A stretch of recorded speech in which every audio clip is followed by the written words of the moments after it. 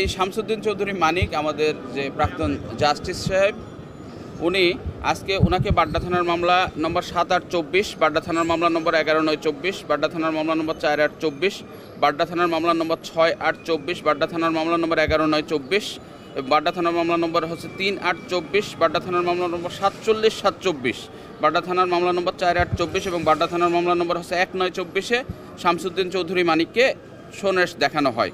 এবং অপর মামলা যেমন বাড্ডা থানার মামলা হচ্ছে ১১-৯-২৪-এ আব্দুল্লাহ আল মামুন, জুনায়েদ হোসেন পলক, সালমান এফ রহমান এবং আনিসুল হককে সোনেশ দেখানো হয়। এবং খিলগা থানার মামলা নম্বর হচ্ছে ৭-৮-২৪-এ সালমান এফ রহমান সাহেবকে সোনেশ দেখানো হয়। এবং দেখা যাচ্ছে যে বাড্ডা থানার একটা মামলা ৩-৮-২৪-এ আব্দুল্লাহ আল মামুন, সালমান এফ রহমান, আনিসুল হক এবং শামসুদ্দিন চৌধুরী মানিক ওনাকে সোনেশ দেখানো হয়। এগুলো কি মামলা? এগুলো সবই ৩০২-৩৪-এর মামলা। এবং লালবাগ থানার মামলা নম্বর ৭-৮-২৪-এ ১৯ নম্বর আসামি শামসুদ্দিন চৌধুরী মানিক। এছাড়া আরও রয়েছেন আপনার যেরকম বাড্ডা থানার মামলা নম্বর হচ্ছে ৪৭-৭-২৪-এ সালমান এফ রহমান সাহেব, তারপরে পলক, আনিসুল হক এবং দেখা যাচ্ছে যে সালমান এফ রহমান সাহেব, ওনাদেরকে সোনেশ দেখানো হয়। সব মিলে মোট হচ্ছে প্রায় ১০ থেকে ১২টা মামলাতে তাদেরকে সোনেশ দেখানো হয়েছে।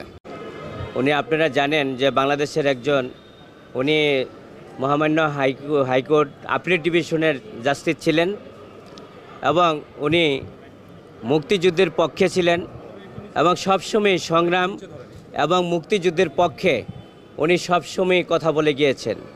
বাংলাদেশের একজন পরিচিত মুখ এবং আজকের যে জুডিশিয়ালটা, এই জুডিশিয়ালটা যার হাত ধরেই অত্যন্ত শক্তিশালী হয়েছে, মানুষের আস্থা এবং বিশ্বাসের অর্জন যেটা সম্ভব হয়েছে সেটা এই শামসুদ্দিন মানিকের পক্ষে সম্ভব হয়েছে।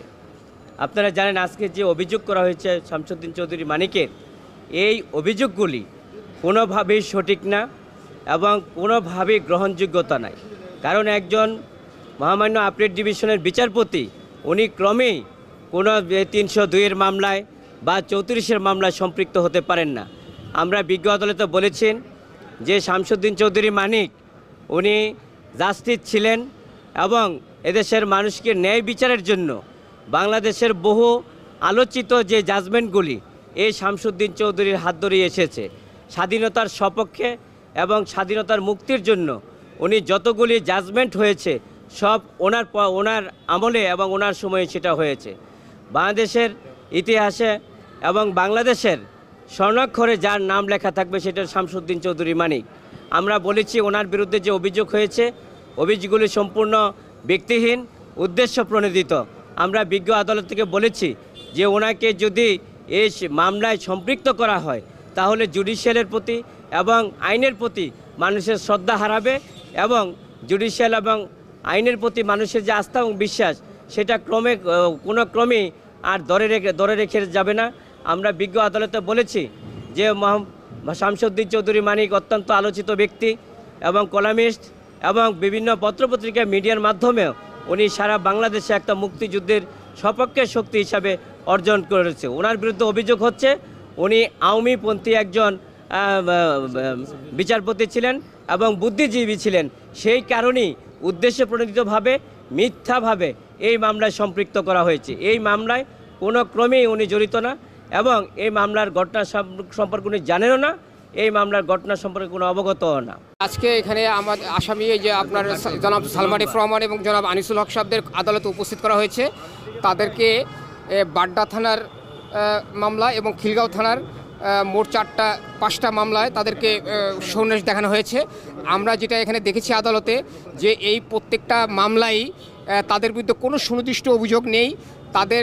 তারা ঘটনাস্থলে উপস্থিত ছিল একথাও এই মামলার ইজহারে কোনোটাই বলা হয় নাই এবং তারা ঘটনার সময় কোথায় ছিল এবং তারা কাউকে নির্দেশনা দিয়েছে কিনা এরকম কোনো ভিকটিম বা ব্যক্তিকে পাওয়া যায় নাই, কারো স্টেটমেন্ট পাওয়া যায় নাই যে তারা বলেছে হ্যাঁ ওনারা আমাদেরকে নির্দেশ দিয়েছে আন্দোলন ঠেকানোর জন্য, এরকম কোনো নির্দেশদাতাকেও পাওয়া যায় নাই বা ওনারা কাকে বলেছে তা সেই ধরনের লোককেও পাওয়া যায় নাই এবং ওনাদের বিরুদ্ধে সুনির্দিষ্ট কোনো অভিযোগ নাই। এগুলো ইতিপূর্বে ওনাদেরকে বিভিন্ন মামলায় রিমান্ডে নেওয়া হয়েছে, একাধিকবার জিজ্ঞাসাবাদ করা হয়েছে। এই নতুন করে ওনাদের কাছ থেকে তথ্য পাওয়ার আর কোনো কিছুই নেই। এগুলো জাস্ট হয়রানি করার জন্য ওনাদেরকে সোনেশ দেখানো হচ্ছে এবং আমরা মনে করছি যে এগুলো পুনরায় রিমান্ডে নিয়ে তাদেরকে শুধু শুধু টর্চার করা হবে। এর বাইরে তাদের কাছ থেকে যে তথ্য পাওয়ার কথা সেগুলো আগেই তারা সংগ্রহ করেছে, নতুন কোনো তথ্য তাদের কাছে নেই এবং এইসব মামলা তাদের বিরুদ্ধে মিথ্যাভাবে দিয়েছে। এইসব মামলার সঙ্গে তারা কোনো ক্রমে জড়িত না এবং তারা এই সমস্ত মামলা সম্পূর্ণ নির্দোষ আর কি। এটা তারা হয়রানির শিকার হয়েছে মাত্র।